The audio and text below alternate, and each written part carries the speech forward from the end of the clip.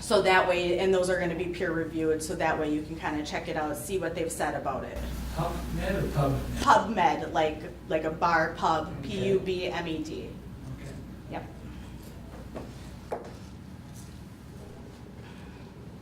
Any other questions? You have to have a prescription for that? No, no. Hemp oil is a dietary supplement. So it can be bought over the counter. You have to, obviously there's really nowhere that carries it at this point. So you either have to go through companies, online is the best way, or companies like my company, Canaway, that was created. They're a larger medical marijuana company that also has dived into hemp. They've decided that people deserve free choices.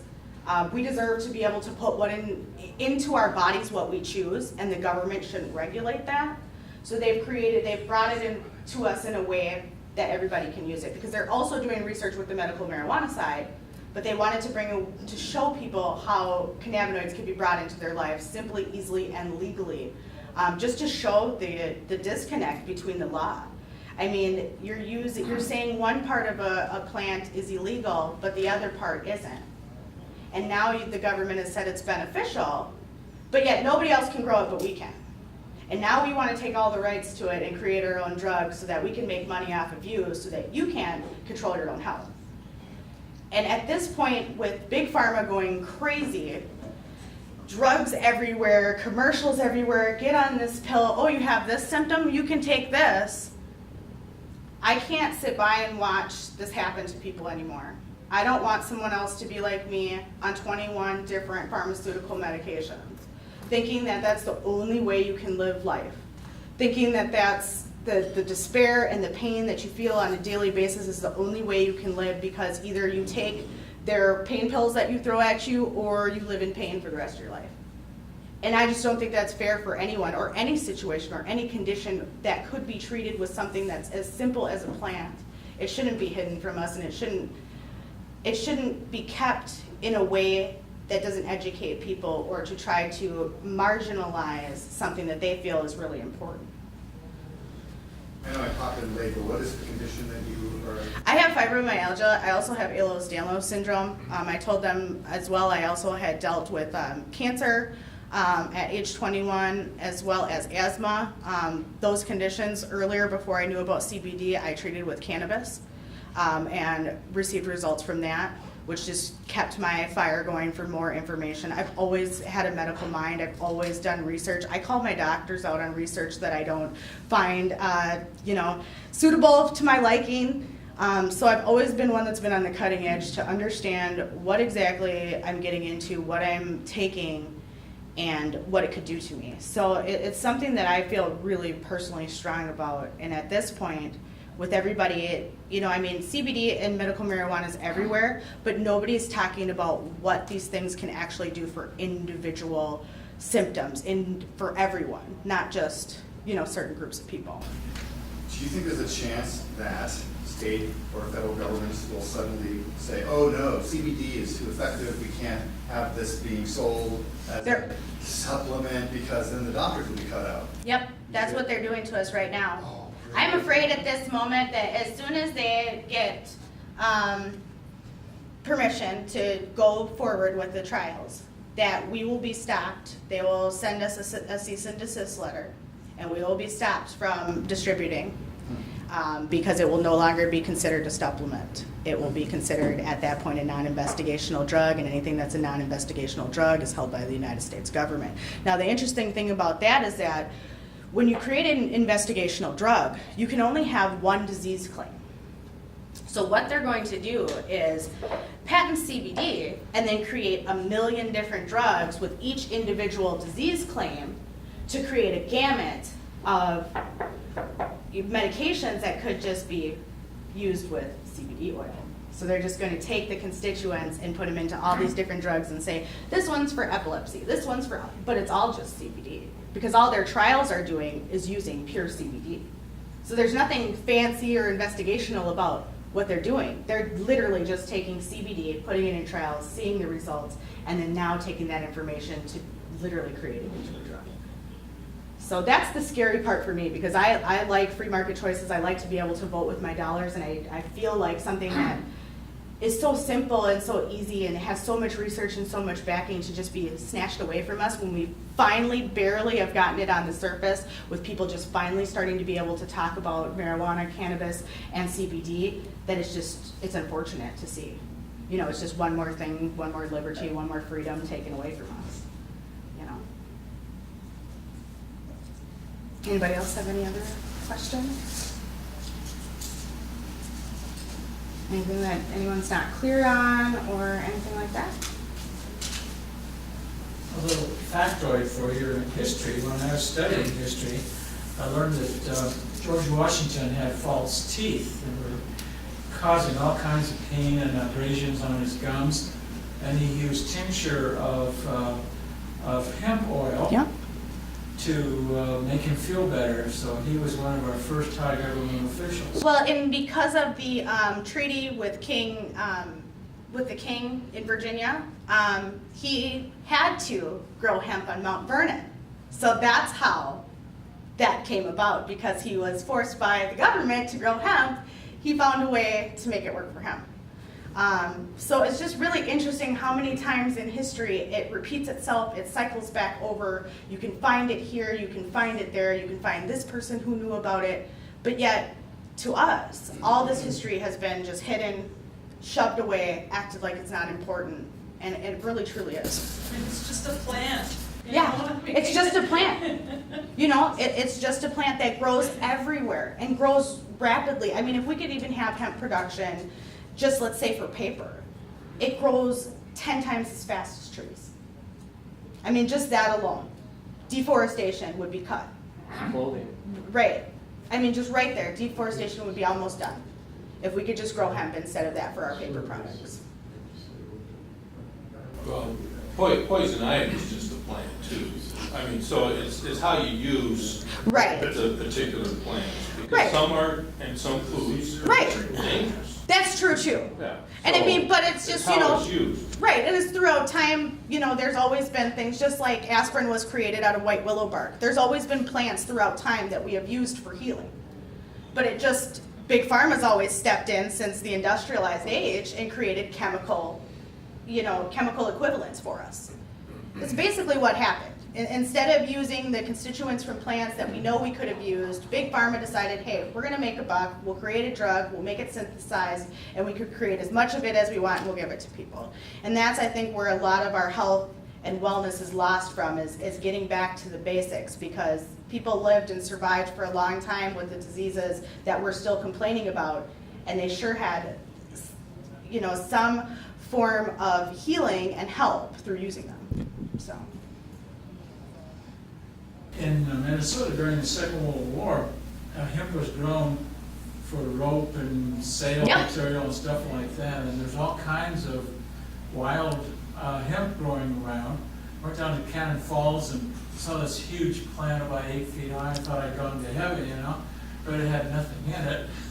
But it's all over the place. But the stalk and stems of hemp can be used to constitute the hemp oil and that has most of the CBD in it.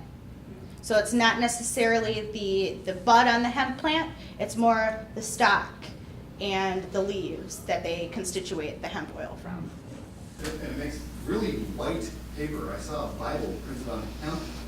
It was a hemp and rag, and that's how they yeah, put yeah. rags. Yeah. And they combined it with the hemp paste, and it's so white, whereas our paper, tree paper, yellows in months. Newspapers, this was thin little Bible pages, and it was the Orange County Hemp Council owns this Bible and a hemp rake Oh, yeah. also, and all these things. It's like, oh my gosh, you page through this tiny little thin Bible made in the 1800s. Perfectly white pages. It's made of hemp. Less acid. That's what I heard. Leaves. My brother-in-law's a forensic chemist, runs a laboratory. But there are over 100 different chemicals, compounds in the hemp. Yep, 113. And they've really only researched 2 of them to Right. the full extent. Right. And so they don't know what else It can do. those 111 do, or what they do. Exactly. Yeah. Which could be so important. I mean, it could be a breakthrough for things that we don't know, because I mean, the chemical structure wasn't even known about, and the actual term CBD wasn't known about till the early 1930s, and in the 1960s, the actual chemical structure was created. So until then, it was just based on word of mouth, you know, ancient culture, this is what my mom did, this is what my ancestors did, so I'm doing it too. So until recently, until we actually got to the age of science and things where we could analyze, we didn't know even what it did or what it was about it that worked. So it's really still in its infancy as far as what we know about what it does, but as far as its place in history and how it's been used for a long time with result. Aren't you really just a hippie who's trying to corrupt our youth, get them all high on pot so they don't go to school and end up watching cartoons all day? Well, I was the youth in high school who smoked pot and did that, but I created my own business, and I've done that for the last 10 years. No, So, stoners can't create business or produce value. All they do is watch cartoons. Come on. Just say no. Just say no. right, well, the drug wars failed and we know it. Yeah, but that's some of the blowback that you get. Yeah. And I mean, and that's why, at least I feel if I can educate people about CBD and take away from THC, the psychoactive form, that people can understand more how it works for people, how the medicinal facts, because I can understand how people are like, well, how can something that gets you so whacked out help you? Well, that's because of the CBD inside of the marijuana. And THC is also incredibly beneficial. Oh, definitely. Let's not forget about that, because it's a synergistic two-piece. So you really can't have one without the other. But for those For some things you can. But for those who want to use it without the psychoactive effects, Right. CBD is the best way. Now, to get the best synergistic benefit, to have both receptors of your endocannabinoid system be firing, you're best off using CBD and THC. Because those two together are the puzzle pieces that lock and unlock a big, big portion of the brain. Because now, like they've said, they've found that the endocannabinoid system it resides in the gut. Well, we know, we've been hearing a lot about gut health and how gut health affects our overall health. So if we have these receptors in our gut, besides just our regular immune system, and they're telling us to take probiotics, well, where's the cannabinoids? This is something that everybody would technically be deficient in. Because if nobody's supplemented with it, you're deficient. Gary earlier today said that he predicted Obama was going to remove marijuana from Schedule 1 as his parting gift. See. If that does happen, how does that affect your business? If it does affect it, it just makes it easier. More companies will be able to be created. More free market choice will be available. We'll be able to have farmers be able to grow it. We'll be able to grow it in our own backyards. I mean, it'll just create just such a huge difference for everybody involved that it wouldn't affect, for those who don't want to grow it, my business will still be there. Right. For those who don't want to go to a medical marijuana clinic, my business will still be there. You know, I mean, it's just another way to present it to people so that it's easily digestible, easy to present to people. It's not scary. I'm not handing you, a pipe to smoke, and it's just an easier way to present something that could be so beneficial to people if they just try it. I mean, with anything, some things aren't going to work for everyone. But the fact that at least the science is there, that we have a system that supports these receptors and that we're putting something in that our body actually accepts as real, where a lot of these synthetic drugs, our body doesn't accept that as a real, actual function. So I think that that's one of the most important parts, is that I'm all about being all natural and trying to use the most natural things I can with the least amount of chemicals and synthetics, because that just takes, your body's not made to work with synthetics. We weren't created that way. Yes, synthetics work. Yes, they can be used, but are they beneficial? And that's the real big question that we need to ask when we're taking all of these pharmaceutical drugs and things and just everyday, products and chemicals. Is it really benefiting us to use synthetic things when there's something that works synergistically with our bodies that's made to be there? One of the reasons that the legal distinction is important is that the CBD products that are legal in all 50 states now are derived from industrial hemp. And the industrial hemp, by law, has to have very low levels of THC, and at Correct. the same time also has very low levels of CBD. Not correct. Okay. The breeds that they are legal now in 16 states that they can grow to maximize the CBD and or THC levels. And who's are not growing legal those? in all. Who's growing those in the 16 states? Well, legal in the 16 states. What 16 states are legal? I can read you the list here if you'd like. Yeah, I'd really like to know, because as far as the 2014 Farm Bill, unless they're like a school, they can grow it to try to make That's it. referring to industrial hemp, not medical marijuana. Nope, hemp cannot be grown in the United States unless it is done by an institution as per That the is correct. 2014 Farm Bill. Medical marijuana plants, though, are not industrial hemp. No, they are not, and they are now starting. Yeah, and I did say that they're now a lot of these cannabis venture companies are starting. They realize the benefit of CBD and are starting to grow marijuana with high levels of CBD because they know that's what works. So And that's That's just the point I was making, that the high-level CBD are not available in all 50 states. That's why the legalization is still important to work towards. oh yeah, definitely 100%. The products are available nationwide. We need them available to Yeah, everybody. are a shadow of what can be done under legal At least- marijuana. And once it becomes legal, the more companies that we can get in to grow them, the more varieties we'll get, the more amounts of CBD we'll get, the more we can see if lower THC, higher CBD, or even CBD THC works. Yes. And that's what we really need to focus towards, is that eventually, because we have found that CBD is beneficial, a lot of the other companies, and especially medical marijuana, is now starting to follow suit. Because like I said, traditional marijuana is bred usually for high THC counts for the recreational purpose of getting high. So now that they've realized that there's medical benefit, they are starting to create some great medical strains. Even here, like I said, they've started to grow them here to try to help patients. But like I said, in that format for people, until we can get it legalized so that we have enough free market to flood it so that the prices go down, the issue is that even if we do get it, until we get it legalized, it's $200 to $500 a month, and who can afford that? You know, I mean, that's just really what it comes down to. So there needs to be more free market options for everybody. People who want to go to dispensaries, people who want to buy over, just products like this, people who want to, get just vape pens or whatever it is, but we need to have free market choice no matter where it's at. And I think that with legalization, we can flood the market and just create a big synergistic effect that they can't stop at that point. The research will be overwhelming, and they won't be able to turn it into a drug as easily, with a lot of people behind us standing there saying, no, you're not turning this into a drug because we have all this invested. So what's going on in Oregon? What is the law there?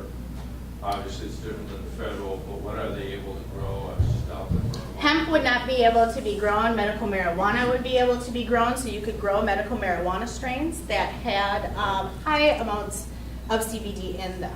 But hemp, still at the federal level, would not be able to be grown. Now, the 2014 Farm Bill could be pushed forward, and if we all try to get legislature to look into it, we can try to at least get hemp to the point where we can grow it on our soil. Once we can go there, since hemp is cannabis sativa, which is the same thing as marijuana, we could try to push the legalization more. That's why I feel like CBD and hemp is an easy way to push people over to the legalization side, because it's something easy to understand, that there's actual industrial benefit, there's this and that, not just what the perceived benefit of marijuana is that they've been programmed. Do you know which states are going to be next to allow medical or recreational? Now, interesting enough, right now, there's 23 states that have laws on the books that legalize medical marijuana. Once we can get to 26 or 27 states, we can petition the federal government to state that this law is unconstitutional. mean the scheduling? Yep, well, the whole thing, the whole banning everything, the fact that it's all illegal, all the laws on the books, everything. We can actually challenge that this would be unconstitutional due to the fact that more states than what the federal, so over half the states have decided at that point that they want it legal. So then we can try to overturn it that way. At this point, that's our best push as far as for advocacy, is to try to find out which states are next, because we're at 23 as of recently. As soon as we get to 27, the Marijuana Freedom Policy Project is the one who will be pushing. MPP, Marijuana Policy Project? Yes, they will be the ones pushing for that, for it to actually go through with the lawsuit at that time. Do we know what states are close to or have it on the books or about to? I don't know at this time. Pennsylvania? Pennsylvania. Okay. That's coming up soon. That's next election. Yeah, like, Is that a petition or is that a it's on the legislation? I think it's about, read it, maybe. All right, well, let's try to get some CBD in people's hands.